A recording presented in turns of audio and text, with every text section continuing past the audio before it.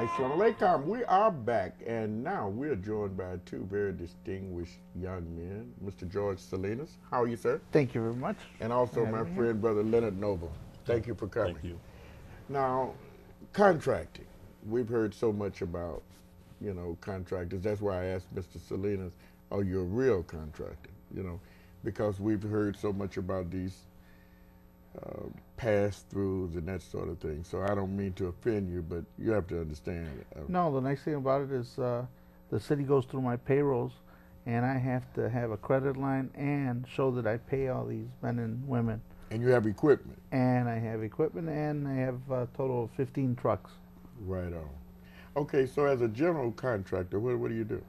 I mainly do a lot of abatement work, which we're helping out Leonard, and we're one of 12 contractors, preferred contractors for the Chicago Public Schools. Very good. And I'm registered with the state and with the federal government. Okay, you got my vote. Okay, so Leonard Noble of Keep the Faith Foundation. And you're looking for a few good men, I understand, between the ages of 18 and 45 to become union workers or apprentices, or what are you doing? Well, the Illinois state legislators got together and came up with a grant in which the intent behind it was to get African American men and women primarily, to get into union apprenticeships. But Brother Mania, you and I both been around long enough. We've been talking about this issue for over 10 years on this format. Right. That is a challenge. It's a very difficult thing to do. And the one way that we've been able to find that niche to help get these people employed have been through contractors like George and a few others. And so right now what we're trying to do is launch an effort to get some additional people that fits that criteria, that's willing to work hard, because that's the key component to this thing. The whole thing is the contractors' profit margins is basically made based on their labor force. And when you're talking about a union contractor like George, you're talking about typically a guy who's going to absorb something in the neighborhood of $80+ an hour to put a person to work. So how do you be competitive with a skilled journeyman while I'm trying to bring someone new into the industry without killing the contractor? Now, George, that makes a lot of sense. In fact, it should help your business. Maybe the federal government and the state could give you more contracts if you could bring on more people. Is that correct? I've been teaming up with Leonard and taking on some of his people, and I take them on little by little and not too long, because I can't afford to train them everything on a job because I start losing money. Right. So what would be nice if we could set aside a building or have us get some kind of benefit if they can set a grant aside for the general contractor that hires these new trainees, so we can train them on an actual site and they can learn how to motivate and do their job more efficiently. What happened to the Dawson technical school, this big press conference they had a few years back, and they were going to do all these great things for minorities? They have been doing it, but again, we have to take them on and we have to train them. Whenever you get a job from any city college, it's a mandatory that you need to take somebody on. And so you do take them into your training, but it's a one person that you take on. So it isn't like a 5, 6, 7 people that you're hiring, and you take them on for the duration of the project. What would you like to see done? I mean, you have a moment here. Tell the people what you think I should would be like done. to see is like Dawson has a good system going. The only thing is I can't take on more people because productivity is not there. So if I can give me some kind of help with the productivity, it's financial. Who are you seeking help from? The legislature, The the city legislators, council? the city council, anybody who can help us out. That if they really want to put these people to work, they need to say, okay, you hire this gentleman or this female worker, we need to help you out. What about workforce development? They don't give out grants?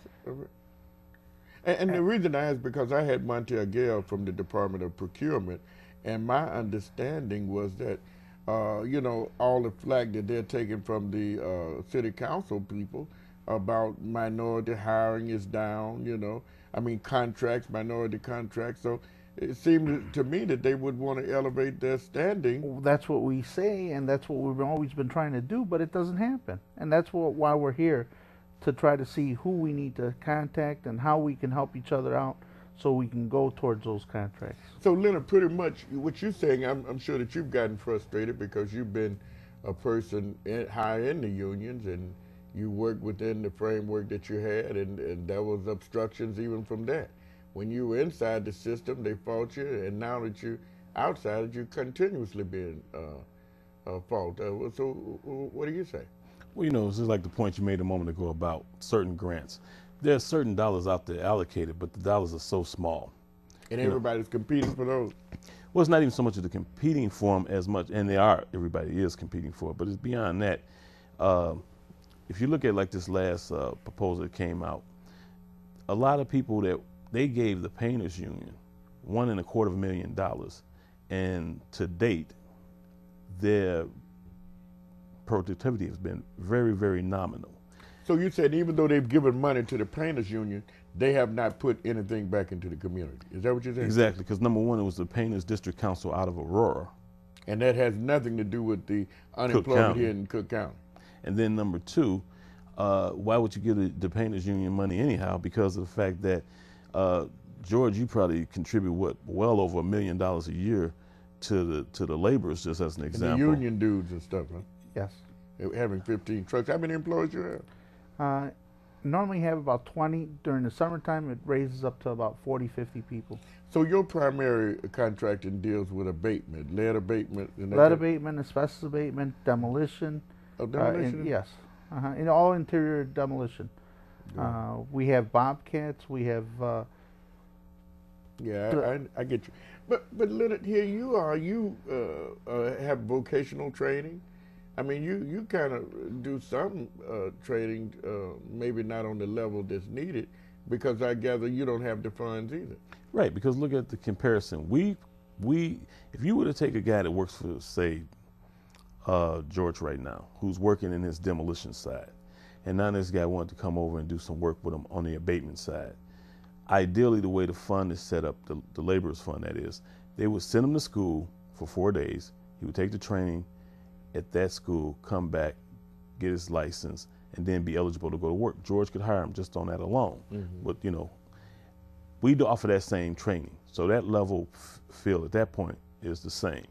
But the difference is that guy doesn't have enough hours in the industry to come in and be competitive enough to maintain a pace that's going to justify that $3,000 an hour, $3,000 a week that the contractor has to pay. Now, if you're going through an apprenticeship program, you're typically looking at a period of about 2,400 hours before you become classified as a journeyman. Well, the Laborers Training Fund takes in something in the neighborhood of probably about $10 million a year from employers who contribute to that fund. Is that almost like a workman's comp program? Because he's paying, what are you paying, 25 cents an hour for every guy that works for every hour that they work into the fund? You have to contribute that out of your profits. No, we take it.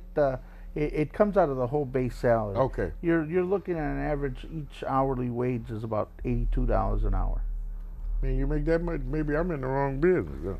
That's your cost. That's my cost. Oh, that's your cost. Oh, yeah. 82. Oh, that's 80. My cost, and out of that you have workman's comp, insurance, and their French benefits, and then the employee's check. The employee's check is $33.15 an hour. Yeah. Okay, so it's still a decent wage, though, huh? Oh, absolutely. So how are you able to deal? I mean, you have recovery coaching, spiritual support, job skills, CPR, first aid, which gets a little away from that, but you have lead training, asbestos, construction flaggers. Well, we try to put all those components together so that we're going to create an ideal candidate so that when I go to a contractor like George, I can say, here's a person that's drug-free because we drug test them. Here's a person that has the training in the area that you're going to employ them in, but also OSHA 30, so they're knowledgeable about what they should be looking at on a construction site, because workman comp is what's going to put them out of business. It's not even just the hourly rate, but if that guy goes on a job and get hurt, now he can't be competitive, because there was one litigation that you was involved in, I know it was well over $1 million. That will upset your workman comp rate if you have a problem, you know. So you say